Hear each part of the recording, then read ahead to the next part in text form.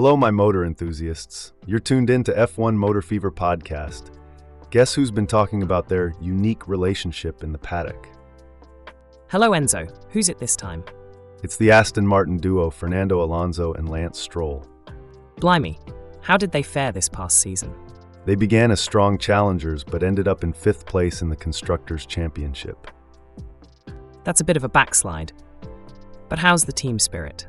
Alonso speaks highly of Stroll and their communication within the team, despite the ups and downs of the season.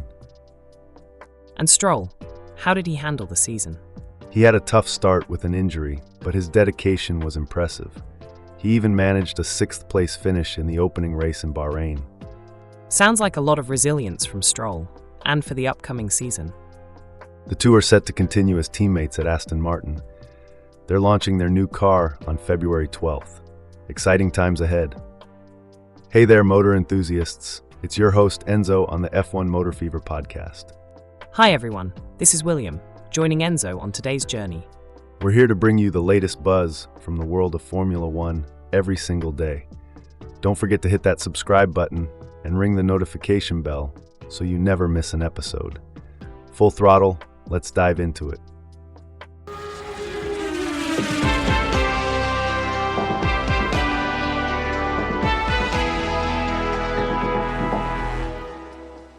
Fernando Alonso really has nothing but praises for his teammate Lance Stroll, doesn't he? Indeed, he seems genuinely impressed by Stroll's dedication and resilience during the 2023 F1 season. Yes, even with mixed fortunes as a team, their relationship seems to remain solid. Aston Martin had a strong start but found themselves slipping backwards midway through. That's right. Despite the ups and downs, they managed to work well together and maintain a good level of communication within the team. I find it rather intriguing when Alonso said, and I quote, "We talk a lot. We are in contact every week on the telephone, at the factory, at the races, and we try to make sure that we are all in the same direction and we share many things." It shows the level of commitment needed in this sport, especially from teammates. The way they handled the challenging times during the 2023 season, Stroll's injuries and all, it's commendable. Absolutely. Stroll seemed to have found it a bit difficult with the AMR 23 car compared to Alonso, but they worked it out and got back to top form.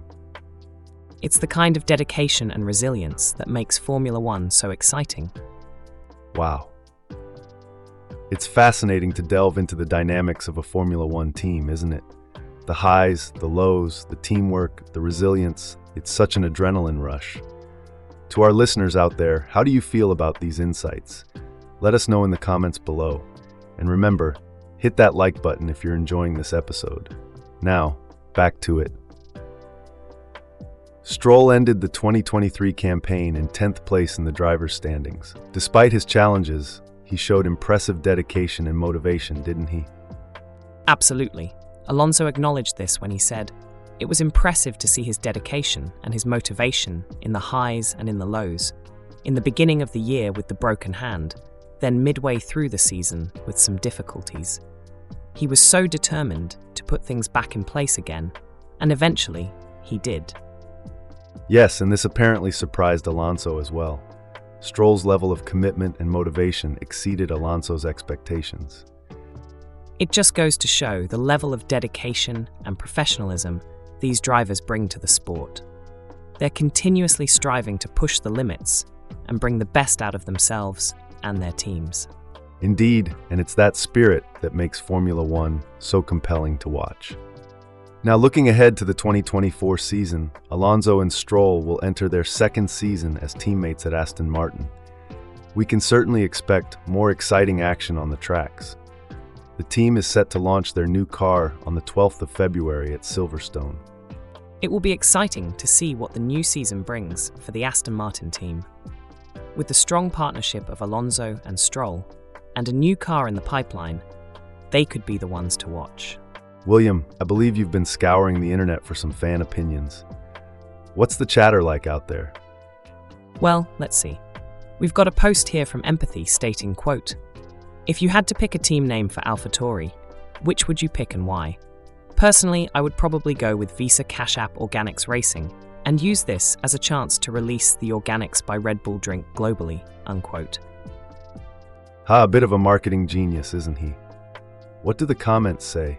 Aiden356 suggested, quote, Red Bull Zero Sugar, unquote, which sparked quite a discussion about potential chrome and sky blue liveries, and whether or not they would look good or, quote, dirty, unquote, after 20 laps.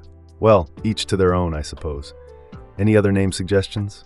Blanco Wookie 007 suggested, quote, Visa Cash App Toro Rosso, unquote, referencing the Red Bull sugar-free drinks and calling it, quote, sexy as funk, unquote. I'd love to see that on the grid. Anything else? I Like Bacon 2 proposed, quote, Scuderia Visa Cash App Red Bull Zero Sugar Racing, unquote. But One Alps replied with some fun pronunciation games, making a unique sound out of the proposed team name. Sounds like quite a mouthful. Oh, absolutely. This just shows how passionate and creative fans can be. But it also highlights a common concern about the lack of unique identity for the teams with similar names. True. It's all about branding and standing out, isn't it? But at the end of the day, it's all down to the racing. Let's hope they keep that in mind. And with that, we've reached the checkered flag for today's episode of F1 Motor Fever podcast. We've had a cracking time diving into the world of Formula One, discussing team strategies, driver performance, and of course, the heated chatter of the fan communities. Not to mention the great naming ideas for AlphaTauri. That was a laugh. Indeed it was. Remember, we appreciate your company and would love to hear your thoughts. So do subscribe, hit the notification bell, and leave your comments below. And don't forget to share our show with your mates, your family, even your nan if she's a fan of Formula One. Absolutely. You can be that friend who introduces everyone to the coolest F1 podcast in town. And make sure to tune in for our next episode. We've got more exciting topics lined up that you won't want to miss. If it's about Formula One, you can bet we're talking about it. We'll be waiting for you here, same place, same time, next episode. Thank you all of you for your support. You are the ones who make this podcast possible. And we're looking forward to having even more fun with you next time.